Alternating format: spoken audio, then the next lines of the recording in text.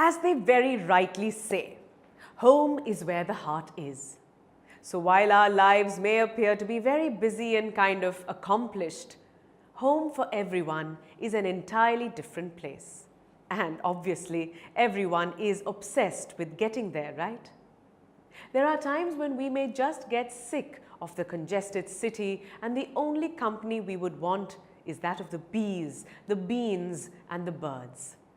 Why else do you think people have vacation homes in isolated locations like the beach, the mountains, and the lakes? That's because we want to get away from it all. Well, so does the speaker of our poem that we are going to read today, which is the Lake Isle of Innisfree. I'm sure you are intrigued by the name of the place that's in the title, Innisfree. So let me tell you something about it. Innisfree is a small island on the lake called Loch Gill in County Sligo. It is a place near the coast of Ireland. Now, W.B. Yeats spent his childhood holidays in the County Sligo and came to love the place dearly. And this poem is more of Yeats' longing for his return to this quiet place of his childhood.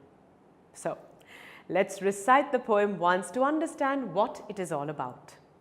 The Lake Isle of Innisfree by W.B. Yeats. I will arise and go now, and go to Innisfree, and a small cabin build there of clay and wattles made. 9 bean rows will I have there, a hive for the honey bee, and live alone in the bee-loud glade. Let's now read one stanza at a time and try to understand the underlying meaning of each one. Here goes the first stanza. I will arise and go now, and go to Innisfree, and a small cabin build there of clay and wattles made. 9 bean rows will I have there, a hive for the honey bee, and live alone in the bee-loud glade. In this stanza, we can actually understand the poet's intentions. He says that he will now arise and go to the Isle of Innisfree. In fact, the first line also shows the poet's determination that he must and he will go to Innisfree. Then we have the second line, which provides additional details as to what he is going to do when he gets there. So he plans to build a small house for himself.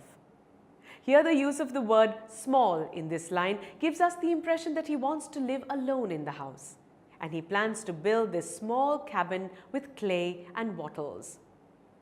Once he builds this small cabin, he dreams of having 9 rows of bean plants and a beehive as well. Finally, in the last line, he says that he will live alone in this small clearing of a forest amidst the sound of the bees. Let's look at some new words that we came across in this part of the poem. Now, as we already discussed, Innisfree is a small island on the lake Loch Gill in County Sligo. It is a place near the coast of Ireland. Then, in the poem, the phrase clay and wattles refers to mud and sticks. The next word on the list is hive, which is a structure where bees live. It's now time to look at some interesting poetic devices in the stanza. For that, let's read this line.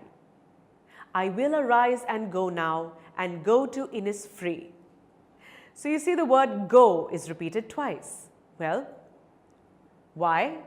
Well, the poet has done this to provide special emphasis on the importance of the action of going to Innisfree, and the use of this poetic device is called repetition. By definition, repetition is a simple repeating of a word in a sentence or a poetical line to add emphasis to certain actions. Now read this line. And a small cabin built there, of clay and wattles made. Tell me one thing, do you think this line is written in the correct order? Well, not really. Here the correct order of the line should be, and build a small cabin there made of clay and wattles. So you see, the poet has changed the prose order of this line to maintain the rhyme and also to give a poetic effect. And this poetic device is called inversion. So till now we read about a place called Innisfree where the poet would arise and go to. We saw that he wants to go there and build a cabin for himself, which will be made of clay and wattles. Next, he plans to plant some beans and tend to a honeybee hive. Also, he wants to live alone in that place with the buzzing of the bees around him. What we understood is that he wants to go to Innisfree so that he can have peace there. In this place, peace would come slowly in the morning and continue into the noon until midnight. Now let's mark the lines in the stanzas to work out the rhyme scheme of the poem. I will arise and go now and go to Innisfree. A.